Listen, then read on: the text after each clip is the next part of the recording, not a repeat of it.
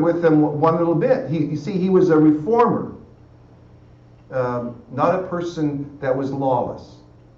And there's such a fine line for every one of us, right, on that. But just think about that in our history and going back to the Bible days, as well as last summer, we struggled with those things.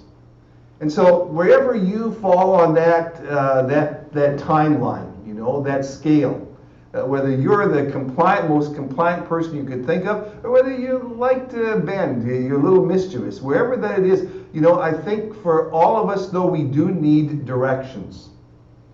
And for that, I'll come to two parts. It's a time with our grandson Dylan when he was very young, maybe 3 years of age. And they live in Joplin, Missouri. And Dylan loves to go to a little town called Branson. If any of you know that town, he loves it there, especially Silver Dollar City. That's how he says, Silver Dollar City.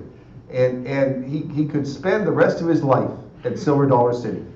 And so Grandma and Grandpa, we try to honor that. So for his birthday in October, Silver Dollar City is still open. So Mom and Dad can only join us on Saturday and part of Sunday. So Friday night, we go up and we rent a cabin so that our whole family can be together under one roof. And just outside of Silver Dollar City, just so you know, this is a true story, there's like a rental division for cabins and so on called Stonebridge. I think that's what it's called. Anyway, it's got rivers and lakes and mountains, and it's a beautiful place. So we rented a cabin there, and Friday night, Dylan also loves to go to Chick-fil-A, so we thought we would treat him with some chicken nuggets at his favorite restaurant, and I found the place. It was a little tricky, but we had a map, and you turned, and then you turned again, and then you turned, and you were at the place. There was a bridge and lakes and so on. So it was a little winding place, but B knows I'm usually good with directions. Okay, so I found it once, and that was it. And so we went to downtown Branson, had our chicken nuggets, come back. It's getting close to dark, and at dark, sometimes things change. And it looked a little different.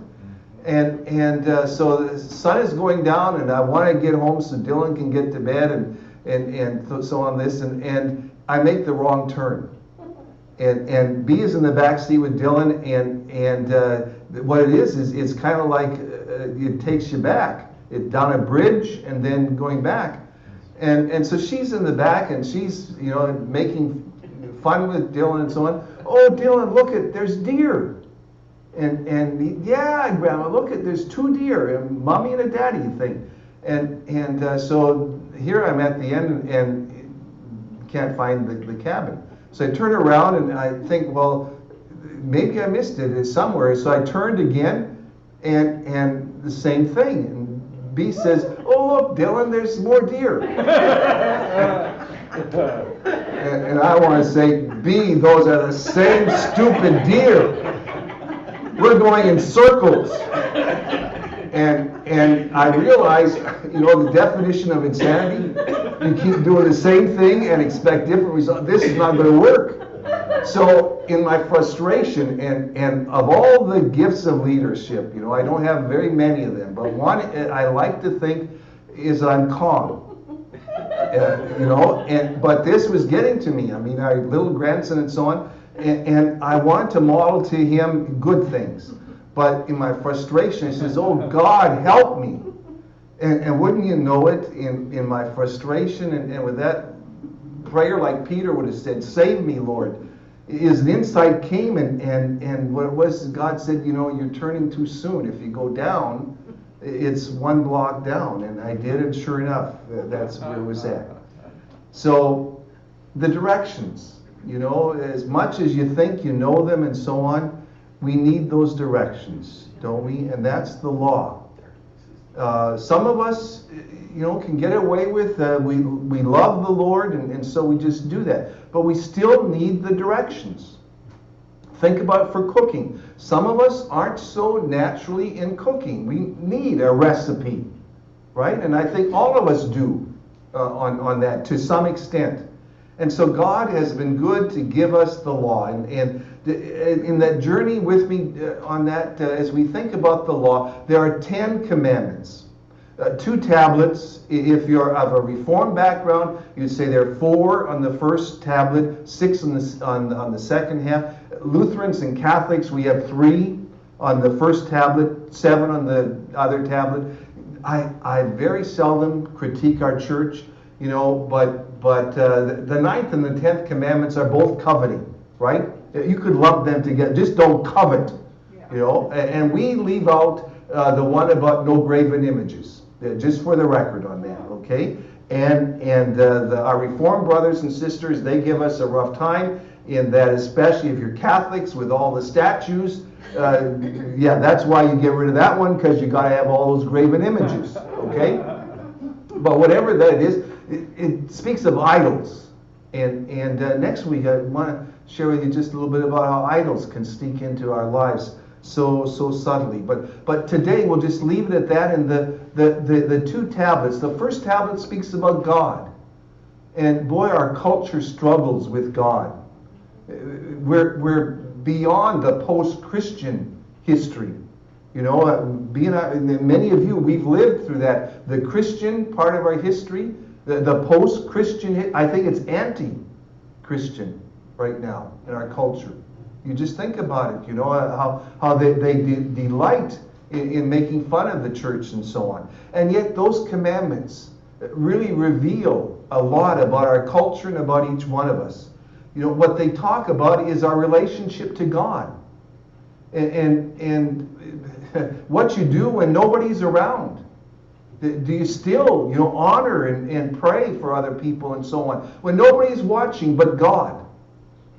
And so that's a powerful thing for us to think about. And so the first tablet, first table of the law speaks about that, our relationship to God, and to love Him. Well, keep the Sabbath. Well, one day of the week you give to God. Okay, well that's a little part of it, but it's beyond that. It speaks about our relationship to God. Sam Walton, I think, was one who would say, tell me what you do when nobody's watching you, and I'll tell you what kind of a person you are. And that's so true, and it relates to our relationship to God. The second tablet table, whether it's 7 or 6 commandments, the total is 10. And you don't need more than that. You don't need less than that. The 10 is a good number, fingers and toes and so on. But also, with each one of those, some of us are pretty good with certain ones. I can check that one off, but there's 10. One of them's got you. One of them's got you, whatever that it is. And that my neighbor always has more than I do. I wish, and so wherever that it's at, the 10 Commandments speak to us in our certain areas. And in the Hebrew, just a little bit about that. Dylan would appreciate this too. His little line is, do not, I can say the emphasis, do not eat. Well, in the Hebrew it's that way. The second part of the tablets begin, no. That's it, no. And isn't that the first word we have to learn as kids? No. But it's more than that. Dear ones, it's more than that. In that it's not just things you don't do, but when you get into it, it's things you should do. And Jesus gave different parables on that. Is the Good Samaritan. It's an exercise on the 5th commandment for us. Do not kill. And what's that? Well, the priest and the Levite, they didn't kill him, so not my problem. But the Samaritan, he realized it was his problem. Maybe he hadn't hurt him, but it was his job to make him better. And each one of the commandments speak that way. Do not commit adultery. Well, how do you think about it? How do you lift up marriage in our families today? Never mind. No, nobody can get a scandal. Never mind. It's got nothing to do with a scandal. How about your uplifting in those different areas?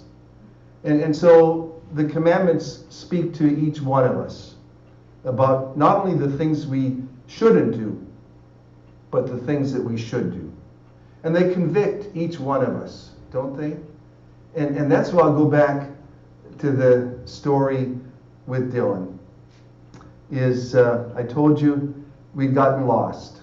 And it was that Grandpa hadn't followed. Dylan would say it's the instructions, the directions.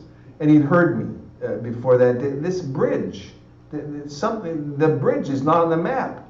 And where is that? And so I was embarrassed because I had lost it for my little grandson. You ever know that? When you're not at your best for somebody, and it's not just God watching you, but now somebody else has caught you, and you're embarrassed. And I was terribly so, because I loved Dylan so much and wanted him to love his grandpa.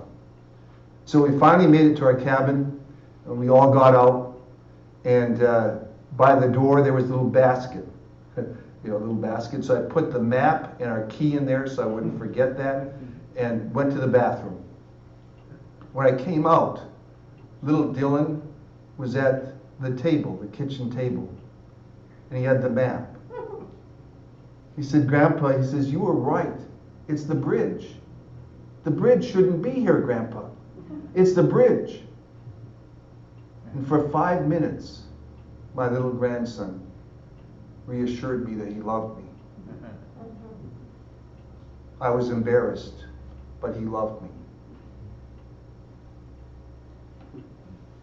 Dear ones, the purpose of the law is twofold. And I'm coming to the most important part right now. The first part is the directions, right? But it's like Jesus sits us all down, sometimes at the table. We have to go over it. You didn't follow the instructions, did you?